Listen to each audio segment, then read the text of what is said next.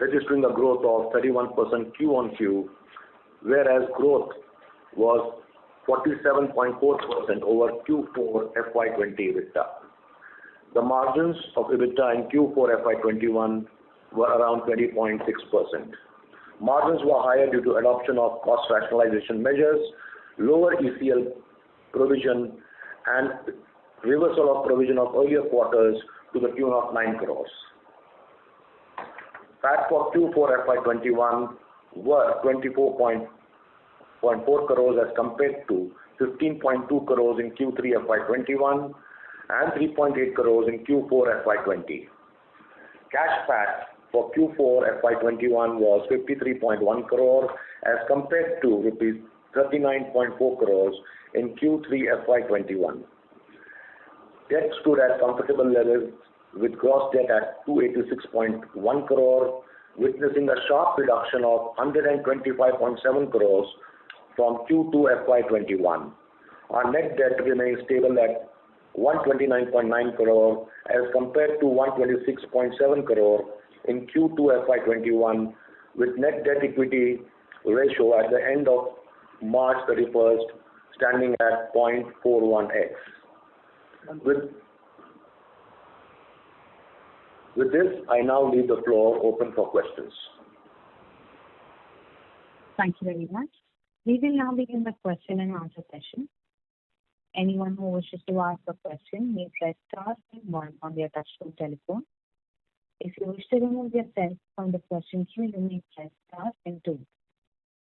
Participants are requested to use handsets while asking a question. Ladies and gentlemen, we will wait for a moment while the question queue assembles.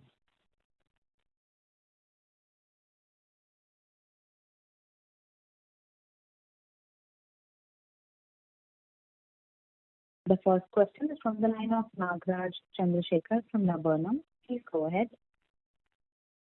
Hi, congrats on a very strong quarter and strong cash collections especially. I wanted to understand as we start executing our order book and ramping up revenues to this 400 crore and beyond quarterly run rate and hopefully getting past the 2000 crore run rate by end of 22, how will our working capital and debt move over the year? And what should be the capex in both the MADA and the non-MADA parts of the business?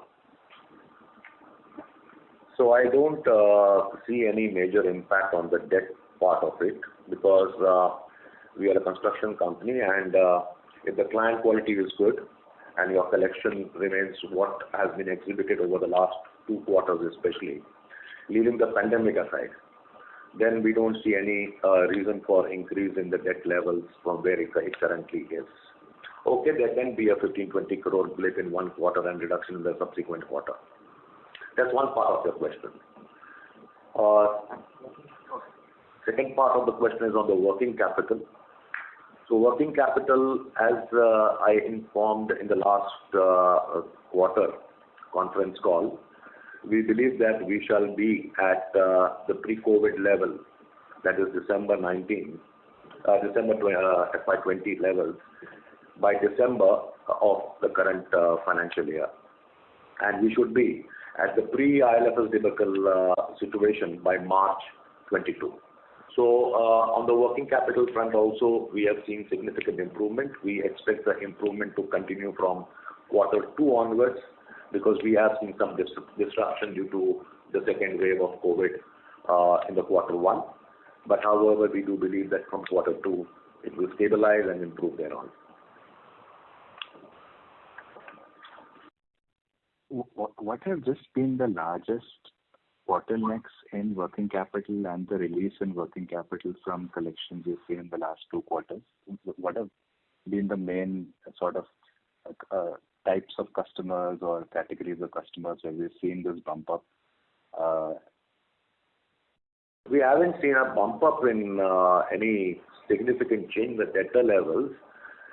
Debtor level, all the clients are extremely good and they have been releasing payments on time because as explained earlier, the post-COVID period, the supply chain management and their credit levels have changed forever. So the credit levels which were available maybe up till before the onset of the first wave of pandemic is no longer available. So the luxury of giving any excessive credit to any client does not arise. On the contrary, if you see our debtor levels, they have fallen by literally 100 crores. Yes, that's true. And on capex? On the capex part, there is no investment on the books of capacity from MHADA project. However, CIDCO project totally entails an investment of 75 to 90 crores plus minus 5%, and that is spread over the next two current year and the next financial year. And just on the order pipeline and the actual orders in 21, obviously you're starting off with a very large order book and the challenges this year, but how does that look like, or are you happy with what you have now and will focus more on very good quality projects and wrapping up to the 2,500, 3,000 crore sort of revenue run rate? The strategy remains the same what I had elaborated during my previous investor conference call.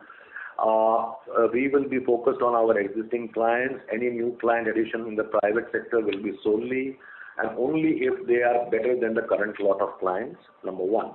Number two, given the visibility of what clients' announcements are coming out, let's leave the first quarter alone because of the first 2 months of pandemic, second wave. But I do believe that we should be able to achieve the current year's target, which we had given last time. Thank you. We would request the current participant to please come back in the question queue for any follow-up questions, as we have several participants waiting for their turn. Next question is from the line of Sita Raman from Spark Capital. Please go ahead.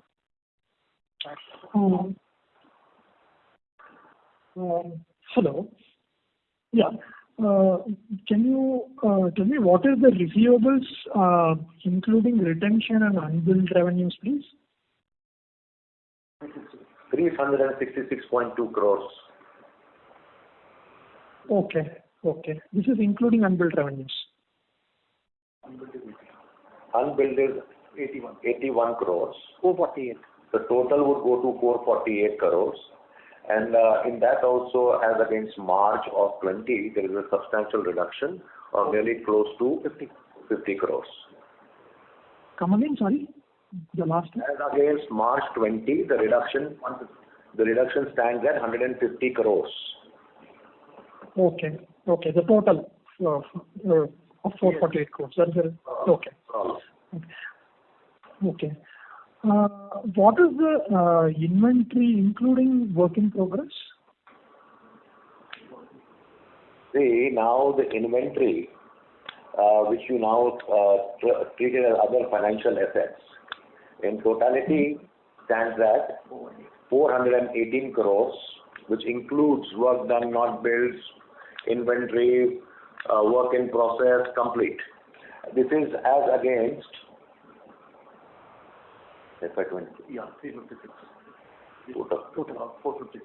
As against 456 crores in FY20. Okay. So thereby there's a reduction at both levels, at debtors level, there's a reduction in the financial assets level. Okay. Most importantly, you have to look at the balance sheet. The balance sheet size has reduced as compared to last financial year. Okay, right. Can you tell on what is the big pipeline that you are seeing, and also what is the split between real estate, healthcare, and commercial? Sorry, sir, please come in. I have not followed your question. What is the big pipeline that you are currently that you foresee, and what is the split that we can see on the real estate, healthcare, and commercial in this particular big pipeline for capacity? So the bid pipeline, as per the entire market size is concerned, is very, very huge. It still remains at close to 46,000 crores as mentioned last time. But since capacity has an extremely strong order backlog, we have decided to focus on certain projects. And in that, we have approximately 14 hospital projects which we are currently working on.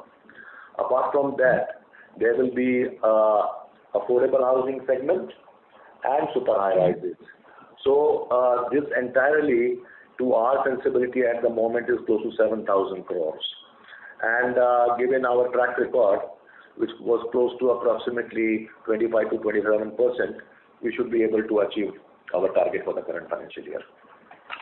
Okay, the bid pipeline is currently, you are telling it's around 7,000 crores that you are seeing. 46,000 crore. Out of that, we have identified for the next quarter and a half a bid pipeline, which capacity will be focusing on, which will be about 7,000 crores. 7,000, right. Okay. And currently, what is the percentage of the construction cost split between cement, steel, and diesel? How do you what is the impact? Yeah, please. Sorry. The cost of consumption, that is all materials together. Yeah, cement, steel, and diesel part. How is it? We don't take diesel. Let me complete, please. Okay. The total percentage is 45 average for materials, which includes steel, cement, concrete, lube, oil, everything. The subcontractor and the labor contractor cost is 20.5%. And other construction expenses will be close to 5.5%. These are indicative. They may change by a couple of percentage points quarter on quarter. But however, if you compare on yearly basis, they are quite constant. Okay. And what is the impact of the commodity price hikes on our margins? Nil. We have 100% pass through. Okay.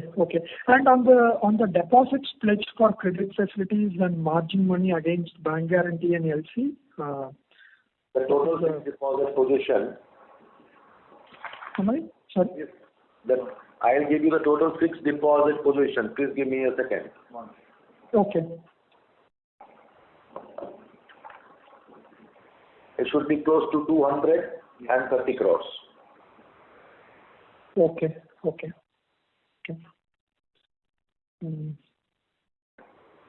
Okay, yeah, sure. And on the credit facilities and margin money? So out of this, we provide margins money, and we believe that close to 40 crores as on 31st of March was unencumbered, which was not against margin monies. Margin monies as a percentage to bank guarantee and LC range between 10 to 15%. Thank you. We would request the current participant to please come back in the question queue. Next question from the line of Brijesh Mishra from Nippon India Mutual Fund. Please go ahead.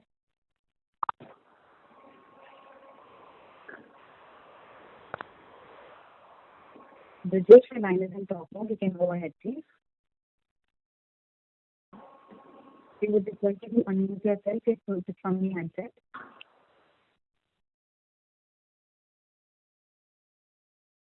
Due to no response, I have muted the line. The next question is from the line of Mohit Kumar from DAM Capital. Please go ahead. Yes. Good morning, sir. Good morning. 2 questions, sir. So are you seeing any new inquiry in residential space, especially in Mumbai region? Do you expect the order inflow from private residential to be materially up? Does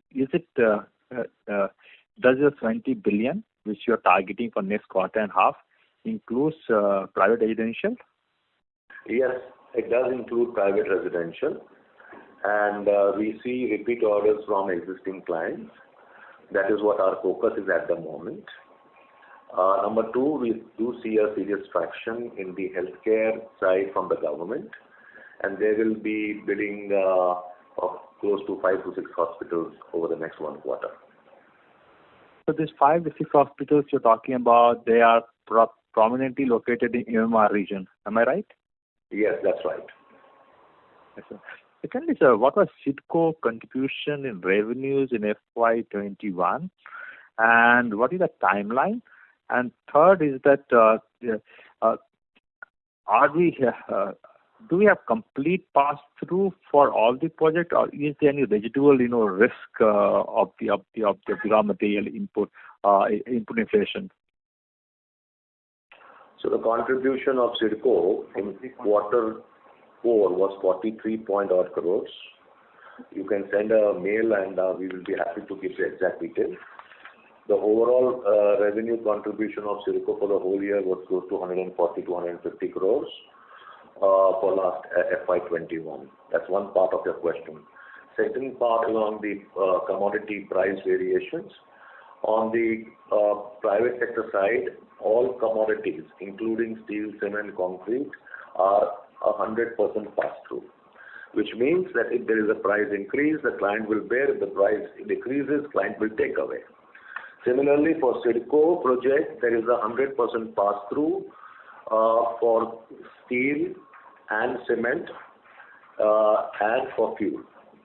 For other items in CIDCO, it is index linked.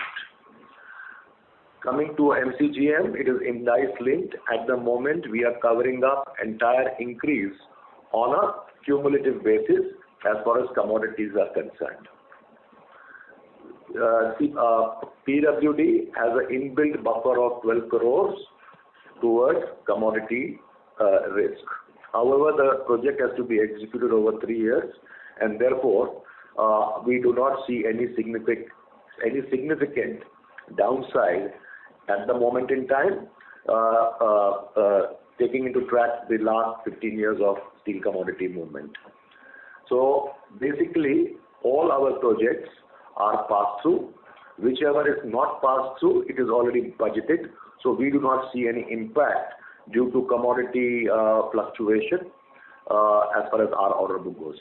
Hope that answers your question. Understood, sir. Thank you, sir. Best of luck. Thank you. Thank you. The next question is from the line of Dhananjay Mishra from Sunidhi Securities. Go ahead. Yeah, good morning, sir. Congratulations on very strong operating performance. So you said that CIDCO contributed about 46 crore in terms of revenue in this quarter. So when do we see run rate, monthly run rate way, when we used to talk about 70 to 80 crore from CIDCO, or annually we can do about 1,000 crore from CIDCO? I had given this last time also. We were expecting the revenues to increase to 30 crores from this quarter. However, there has been the second wave, and therefore we see that it should go to 30 crores per month from July onwards. It should top up to 50 crores from the third quarter and 70 crores from quarter 4. So there can be a shift of a couple of months, but broadly the projections remain the same. You can multiply and come to the figure. You are saying that from 70 crore run rate will be from Q4 FY22? Sorry? 70 crore monthly run rate will be from Q4 FY22.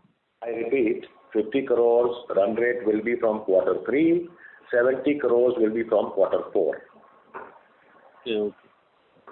So in FY23 only there will be significant contribution from CIDCO, right? Sir, we have a commitment of doing 2,000 crores of revenue with our various clients in the current financial year. And out of that, CIDCO will be contributing 700 crores, which we have given an indication in the last conference call itself. Okay. And what is our non-fund based limit? And can you elaborate in terms of annual interest cost? What is the bank charges in that? We have a total non-fund based limits of close to 1,500 crores. On an average, the bank guarantee commission is 1.5%. On LC front, we have 150 crores, which has charges of approximately 1% for opening. And we have 240 crores currently as total fund-based limits, which include short-term, long-term both, including term loan. The average borrowing cost between 8% to 9.5%. Okay, sir. And lastly, sir, how is this JJ Hospital project is doing?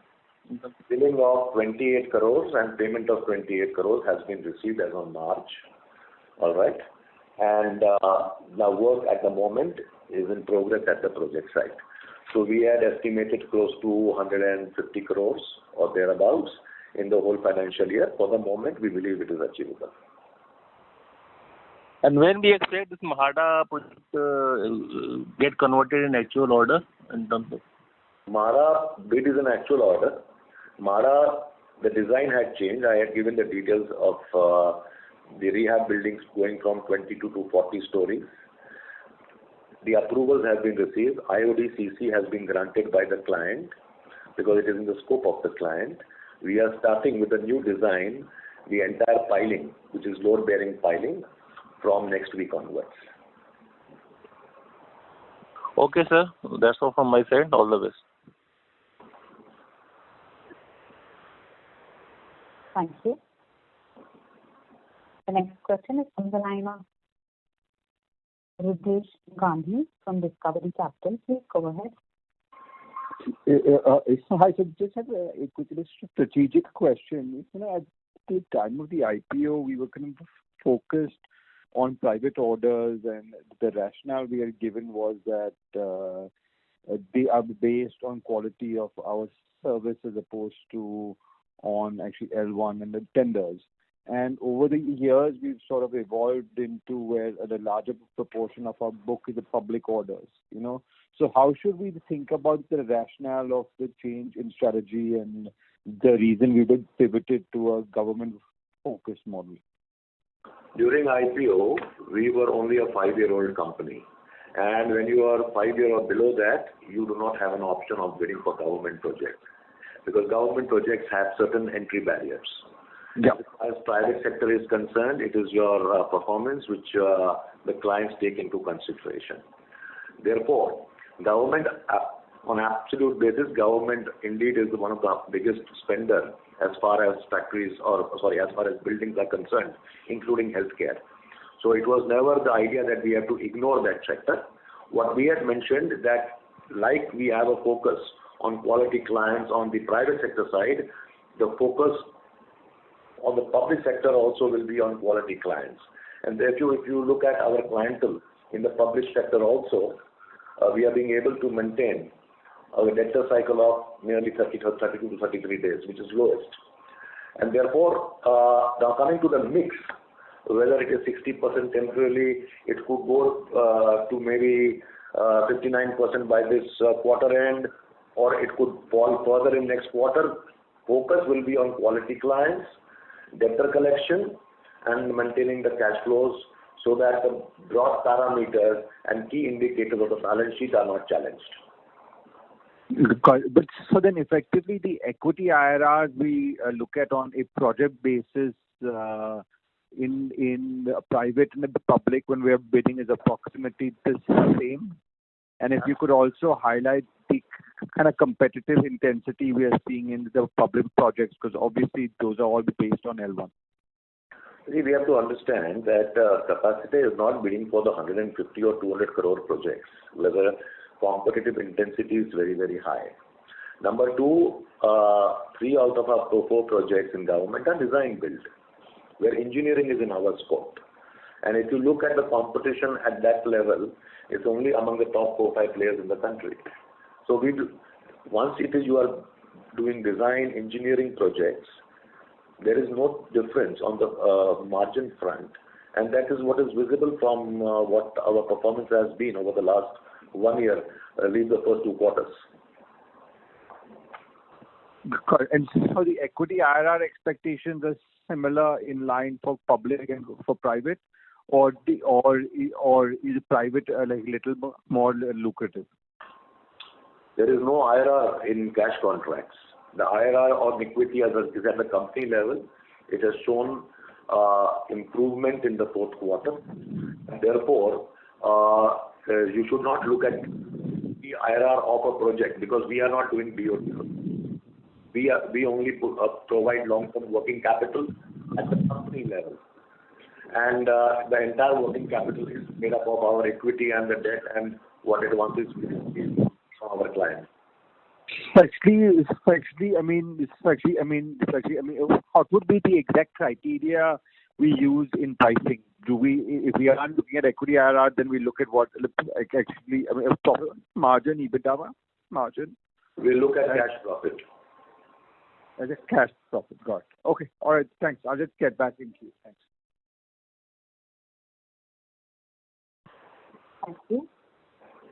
The next question is from the line of Deepak Poddar from Sapphire Capital. Please go ahead. Yeah, thank you very much, sir, for taking my question. So just wanted to understand on the depreciation part, so how do we see depreciation going forward? Can you please repeat the question? Your voice is not clear. How do you see depreciation going forward? Depreciation. The depreciation has two parts. One is for the core assets, that is close to 9 to 11 crores over the last 1 year. We believe that the levels will remain quite constant. You can take it between 10 to 11.5 crore. The remainder of it is the site amortization on the asset side.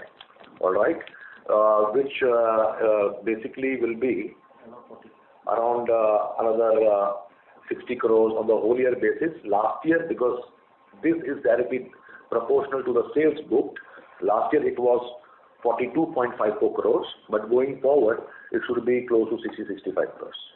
So about 105 crores, like total. Give and take 5 crores here and there. Understood. And since you mentioned about this commodity prices, we have 100% pass through. So EBITDA margin like 17.5 to 18.5% that we have been talking about. So that remain intact, or has there been any change? We have given a projection of 16.5%. We maintain that. If there is an upside, we should all feel happy about it. Understood. Okay, that's it from my side. Thank you very much.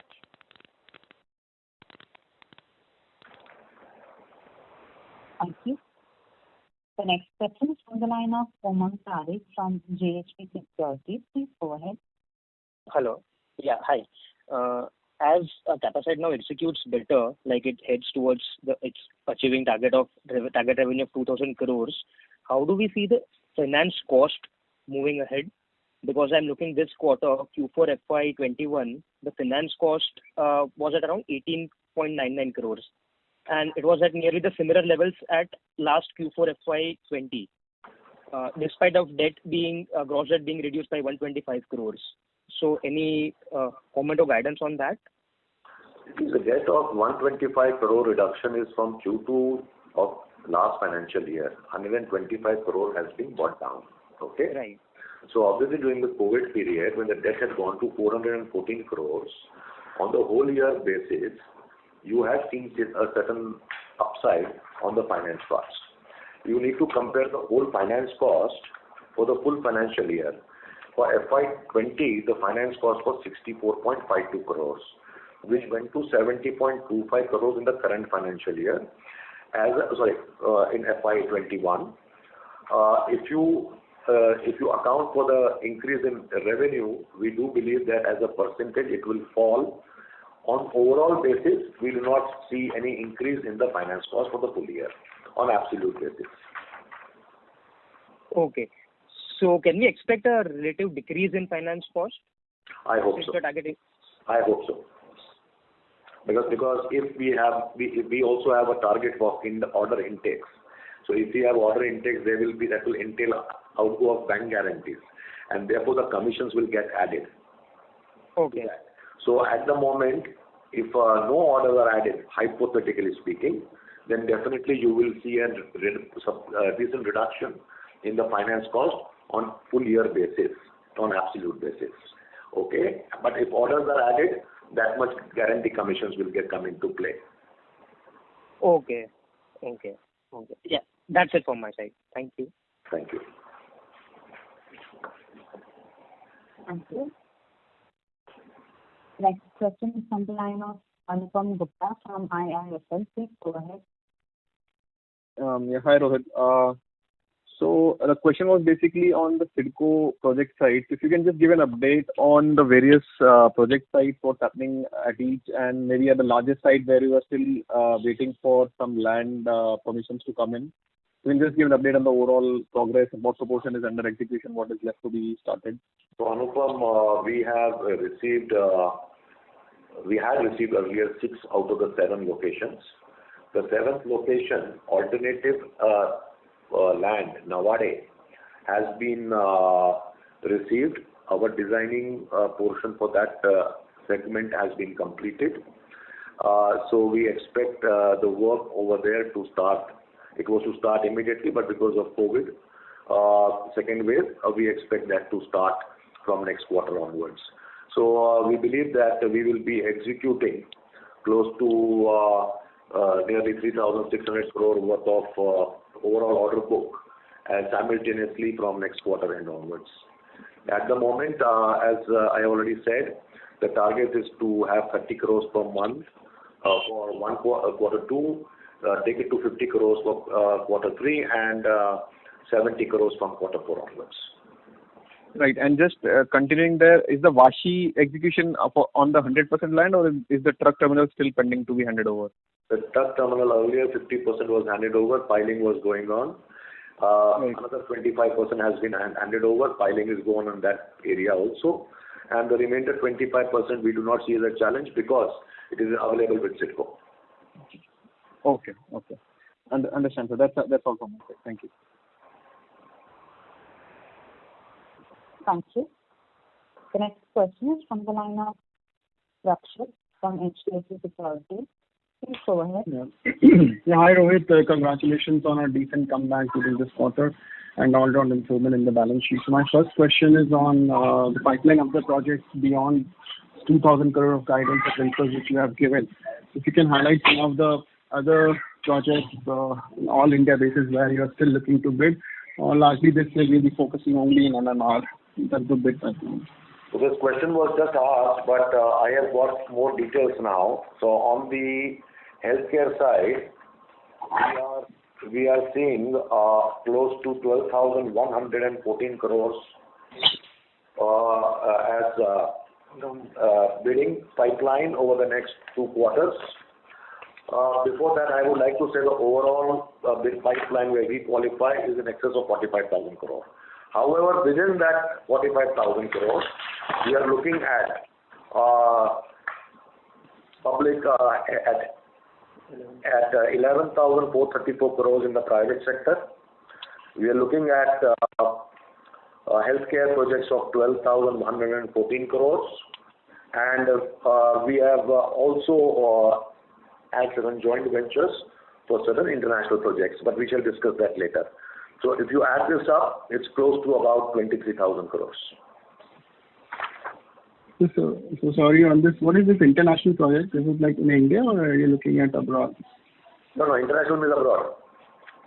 What kind of projects are these and what is the funding? Housing, hospitals, same projects. Okay. So recently there was announcement will be through bilateral agencies. Obviously, we will not compromise on the cash flow perspective. But when there are immense opportunities in India only, why are you looking to go international? So what is the rationale behind it? The rationale is simple, that if we are getting an opportunity where the competition is among the top tier players, that basically gives us a better opportunity to get better pricing. So the point is, in an overall bid pipeline of 46,000 crore, out of which 23,000 crore has been identified within India, bidding for 1,000 crore or 2,000 crore doesn't change our strategy. The strategy is and will remain quality clients. All right? Within India also, our focus, as I mentioned last time, will be limited to the geographies where we are present. So there is no change in strategy. Quality of the client is the principal strategy on which we are working, and that will not be changed. Okay. It is coming back to the CIDCO project. So now you are going to see, when this is almost getting a 2-year-old project now, September 19, now we're almost reaching there.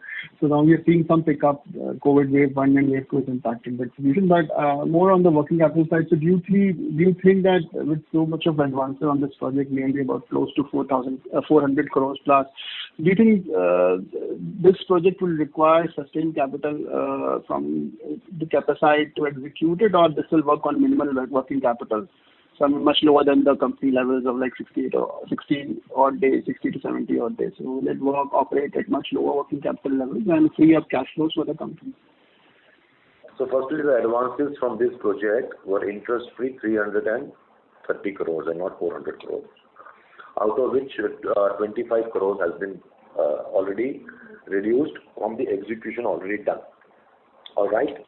From the cash flows, it's evident. We have mentioned it earlier also. On the working capital side, it is a self-liquidating, self-financing project. On the capex side, we may require some term loans. We will take the decision as and when the equipment have to be purchased. But you won't be requiring working capital loans for this project, right? No, we will not. Except bank guarantee, we will not be requiring working capital loans.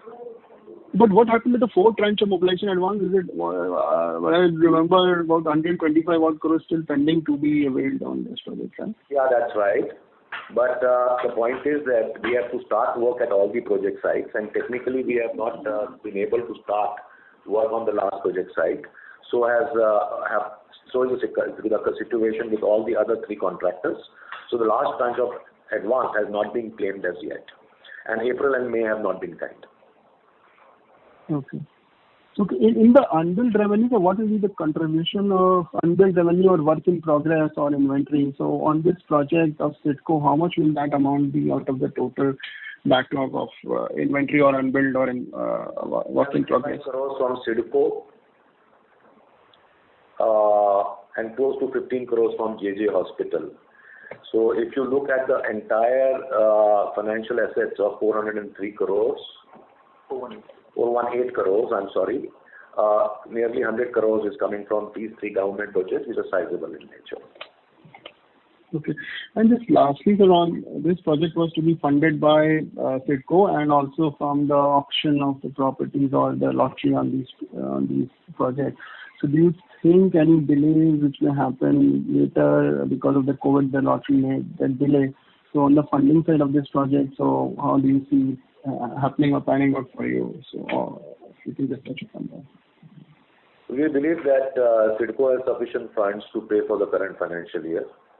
Obviously, we do not have the exact source of that and cannot be discussed or disclosed. Secondly, we also understand that a line of credit of close to $1 billion is being made ready to execute the project on a fast-track basis, because the government has lost nearly 14 to 15 months due to COVID and COVID-related issues. All right. Contractors also face the challenge of labor reduction. So now, once it starts, the government would like each location to be completed as soon as possible, and that is not restricted to us. It's basically across all clients and private and public both.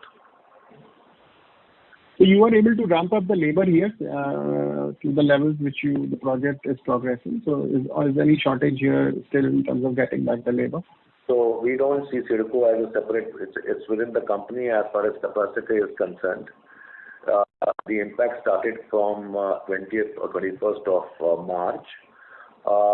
It was slower. It was a lower impact in April, where the manpower reduction has gone to 25%. It peaked to 40% in May. However, we have seen an influx of 1,825 workmen in the last 1 week, and we hope to come back to the March status by 20th of June current month. So 20th June, you will be normal in terms of labor force at your site. I hope there is no further surprises. We have all been struck by so many surprises. Commenting becomes very difficult. But that's the idea. Sure, Rohit. That's all from my side. Thank you. Thank you. Thank you. The next question is the line of Parvez Akhtar Tazi from Edelweiss Securities. Please go ahead. Yeah. Hi. Good afternoon, sir. So I'm not sure if you have answered this earlier, but what is the kind of revenue that we are expected from the MHADA order in FY22? Parvez, I will require about the Tata and Capacity teams are sitting together. We believe that 4 buildings will be starting, 2 immediately and 2 over the next 2 to 3 months. These are all 40 stories, so the quantities have changed drastically. Please give us a week. I will tell Amit to mail the details to you, which will be more logical rather than me giving you an answer which will not stand the test of the next 1 week. Sure. And this last question, what is the kind of overall capex that we envisage in FY22? We have completed the CapEx on the private sector side, except for the central tower of Piramal, which has been done in the current financial year. Okay. Apart from that, we are looking at, I'm talking about the existing order book. New order book is not included in this. Sure. Apart from this, as I said, 75 to 80 crores will be the CapEx for CIDCO, spread mostly in this year and some spillover for the next financial year. Okay. Great. That's it from my side, and all the best. Thank you. Thank you. Next question is from the line of Jiten Rushi from Axis Capital. Please go ahead. Good afternoon, sir. Hope everyone is fine at your end. Sir, my question was regarding the revenue. Obviously, on the CIDCO, you have given the guidance. But, sir, on the overall side, do we see a number of 1,500 to 1,600 crore in FY20, including CIDCO? Because CIDCO, probably we can see 500 to 600 crore, if I'm not wrong, this year, based on your guidance. What I'm trying, we had given a guidance, and we were very, very confident of the 2,000 plus crores. However, there is too much uncertainty, and therefore we are just trying to see how we can ramp up the operations in the next 9 months. All right. Obviously, God has been kind. Sites have not shut, though the labor reduction was there, and that will impact the Q1. No doubt about it. I believe it will impact everyone. But the impact is not as severe as it was last year, both on the labor front and on the revenue front. But we hope that with the COVID cases coming down, labor movement being very strong from first week of June, we do believe that there is an opportunity to relook at the revenues and then come out with a firm number. So while we do not want to change any target, but the only worry is that there should not be a third wave, fourth wave, or whatever you may call it, because that suddenly pulls you back by a couple of months. I agree. It would be premature to give any number. The operations team have been told to look into the fast-moving projects, create certain excess revenues in the remaining 9 months, so that we can pleasantly surprise ourselves and everyone around us and all the stakeholders. So, sir, any insight, like I usually said, JJ can do 150 crore and CIDCO can do X number. So, any other projects which can do you can contribute largely in this year in terms of revenue? Yes. All projects at the moment have the potential to give 10 crore plus. So, the MEP works at MCGM have started. We believe that from July or latest August onwards, we should see a 10 plus crore revenue from there. Ditto for JJ Hospital. Similar situation will be there for Oberoi, where our order book is close to 1,700 crore. We are committed to build 35 to 40 crores there. Raymond is currently at a 14 crore billing cycle. The CIDCO I have already mentioned. So I just told you that we will have to rework our strategy given the loss of revenue, which was unforeseen in Q1 of the current fiscal, to see how best we can, pull back and go to our desired revenue levels. Right. Because the reduction in overheads, the reduction in costs, whatever we have done over the last 6 months, will only show benefit if the revenue increases. So it's in the benefit of the company and all its stakeholders to relook at that strategy. Sir, on the unbilled side, you said unbilled revenue at JJ is 15 crores and overall is 100 crores in 3 projects. So I missed on CIDCO and the other government project. Can you just help me with the number, sir?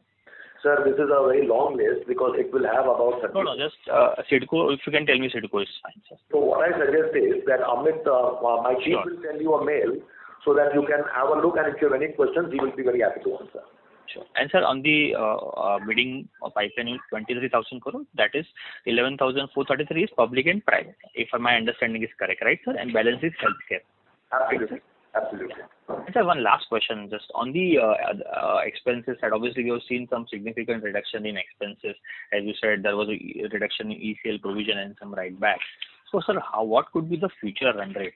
Whether this would continue with lower ECL and your operating expenses would be manageable? How we can you just throw some light on that, sir? See, given our size of the balance sheet, the total current ECL stands at 50 crores. Okay. All right.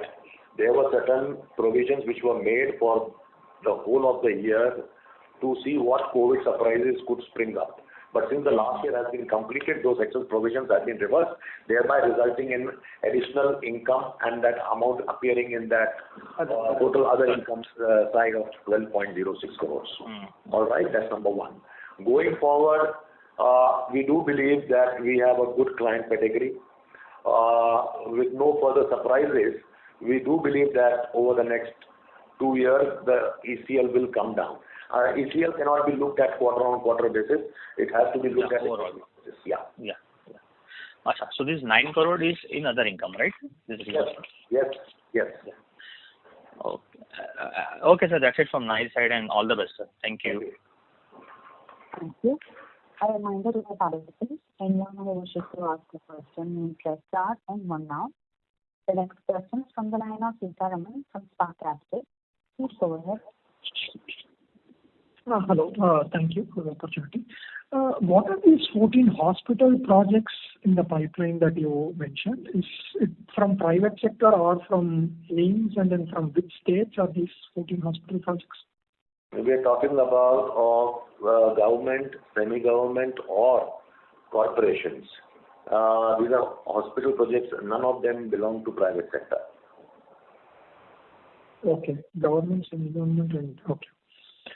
And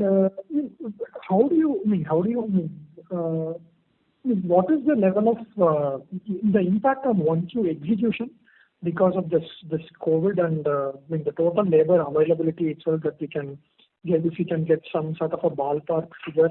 It is under assessment. As I told you, the impact started from 20th of March. So it was quite small, maybe 25-30 crores in the last financial year. In April, the total labor shortage was 25%. It peaked to shortage of 40% in May at the peak. And as we speak, we have seen an inflow of excess of 1,800 workmen in first week of June. And we believe, given the trend and the influx which is happening, that we should be at the March mid-level by 20th of June 2021. The assessment of the impact on the whole year basis is under study. We are seeing what revenue can we add in the coming quarters to negate this impact. So at the moment it is not ready. Maybe in the next 10-15 days, if you connect with our IR team or Amit, they will be able to give you a detailed answer. Yeah. Okay. Thank you. Thank you. Thank you. The next question is from the line of Praveen Khurana from Anand Rathi. Please go ahead. Thank you for taking my question, sir. So first question was essentially on the inflows that we had in FY21. I think essentially there was only one new order that we could add, or rather it was a repeat order from the existing client. So just want to understand, last year was very slow for us in terms of order addition. Is it that we went a little slow in terms of adding new orders because we were sitting on a healthy order backlog, which is where there was no desperate need to kind of go and bid for new projects? Or is it that we were bidding, but then somehow we were not able to kind of make it a success because some of these other people were kind of eventually a little more competitive or aggressive in terms of bidding? Because as I see it, I think awarding was not that a bad number in FY21. You have answered the question yourself. We were sitting on a huge order book, and we were all struck by COVID. There was practically no revenue in the first 6 months because the geographies where we were impacted the most. The revenue build-up started in Q3 and bettered in Q4. All right. We had promised that you will see growth in Q4. That is what we have shown. Now, the backlog remains at 8750 crores, excluding MANA. And MANA, our share is 4,300 crore. So as it is, the order book is very strong, but we have internally set a target of upward of 2,000 crore for the order intake, and we believe we are well in track on that. So, but having said this, the order book does give us a comfort of not going and rushing for orders which are not in our interest, also which are not in our geography. So the focus on geographical concentration will continue, And obviously, for the sake of repetition for the nth time, the quality of clients is most predominant. Sure. And so when we go for these international orders, because we've decided to kind of go international, fair to assume your margin expectations will be slightly higher, because generally what we've seen with international orders is you don't get to have pass-through structure. Most of the times these tend to be kind of fixed price in nature. So essentially, your margin expectation, given the fact that you don't have that cushion which is available in India, would that make you kind of target a little extra in terms of margins? So you have to see that in India also there are contracts with fixed price. There are contracts with escalation dependent on RBI indices, which is published by the Office of Economic Advisor, and there are 100% pass-through contracts. Now, it's on the prerogative of a company whether it would like to take any contract which is open-ended. When I mean open-ended, then it means that there is no price variation clause. No sensible contractor today will go and bid for a fixed price contract until and unless they are able to charge or provide with themselves a decent amount to capture the price variation. What this cycle of variation has shown is that the prices have gone as high as 51,000 rupees, which in the last cycle, let's say 4 years ago, had touched 45,000 rupees a metric ton. So at the moment, whoever is bidding at the top of the cycle. These things are, it is not possible to answer this question over a con call. This needs more understanding of the overall market scenario. What we are saying is wherever the competitive intensity works in our favor, we will give a look at it.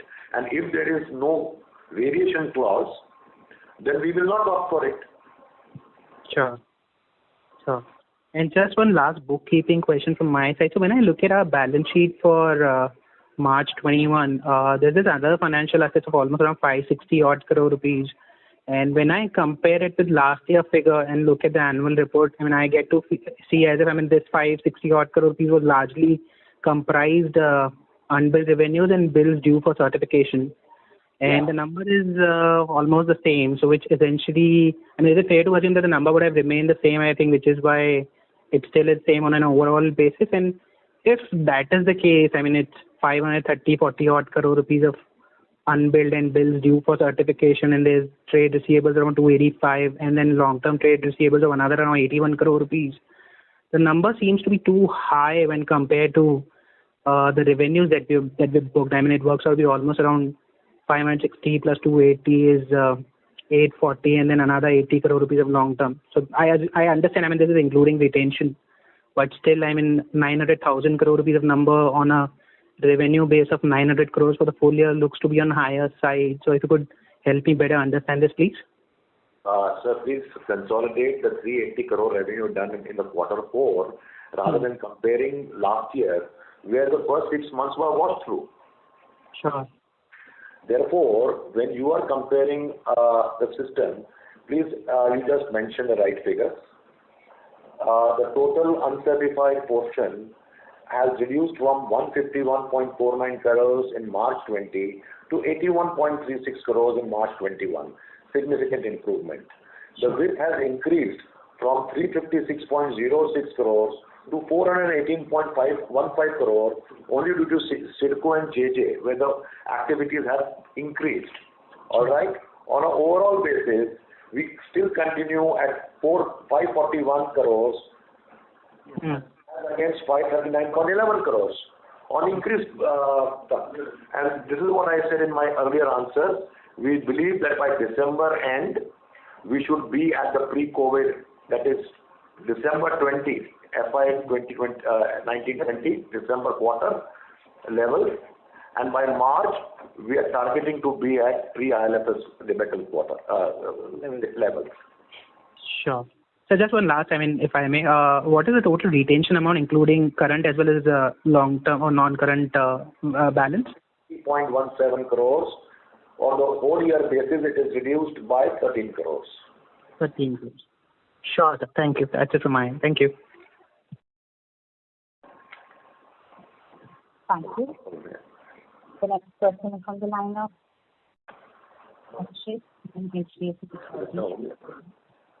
So just on the AP affordable housing project, so are we interested in bidding for those projects, which are I think 50,000 odd crores, phase one is about 28,000 crores, which may get awarded. So if you can just touch upon that. Extremely sorry, I haven't followed your question. It's not very clear, the voice. Sir, I was talking about the AP affordable housing project, which recently the groundbreaking happened. Phase one of about 28,000 crores. So are we looking to bid for those projects? We will look at bidding for all projects which are in our domain expertise and in our geographies of our interest. As I said, that the company wouldn't like to take any risk beyond what the order book it has and the geographies where it is present, at least for the next 4 to 6 quarters. Okay. Secondly, you said that the creditors, the change which happened, the creditors moved to cash and credit, and that change is permanent. So any changes on the client side? Are you seeing a reduction in the payment days or payment period happening there? So which could positively impact on our working capital, because one side we are getting constrained on the current liabilities, and on the other side, if the current assets payment doesn't change, the timeline doesn't change, then we are looking for a more expanded kind of a working capital cycle. So if you can just touch upon that. So the collection has been, the total year collection has been 1,050 odd crores. All right. March quarter saw a collection of nearly 400 plus crores.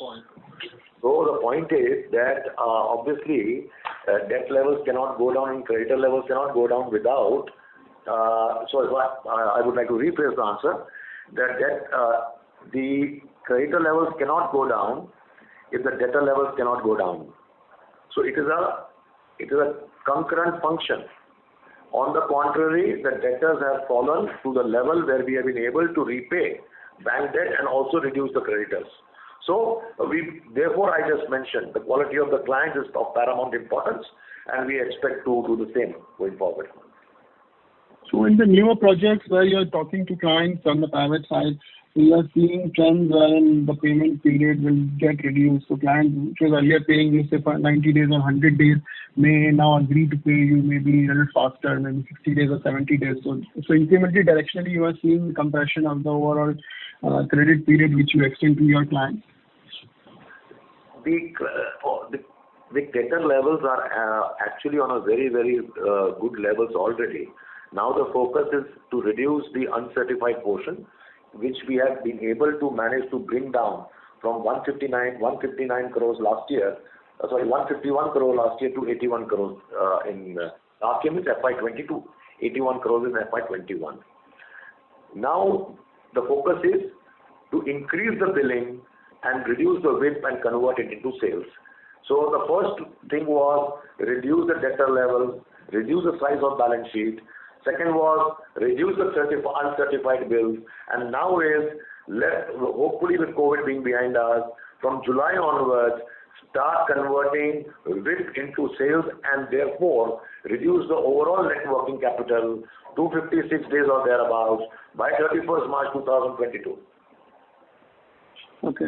So WIP has been a very high component of our current assets. So do you see that clients now extending better advances to you to basically overcome and fund a part of this WIP, which has been substantial portion of our current assets? Sir, out of this entire WIP, 80 crores is of CIDCO, where the advances stand at 300 crores. Similarly, from the private sector, the advances are close to 140 to 150 crores. So basically, the WIP is being funded by the clients, partially, and partially through working capital. Okay, so 80 crores of you are saying CIDCO and about 180 crores is advances, 150 crores is advances from the private clients. Sir, I have answered this question 4 or 5 times. What I suggest is that our IR team will send you a mail if you can give us your email ID. Amit will provide the details to you. It is broken up into 4 or 5, which will give you the movement. All right? And then we can discuss and further elaborate how going on where we would like to achieve over the next 4 to 5 quarters. Okay, sir. Sure. Thank you. Welcome. Thank you. That was the last question. I would now like to hand the conference over to the management for closing comments. Thank you everyone for joining the call. We hope we have been able to answer your queries.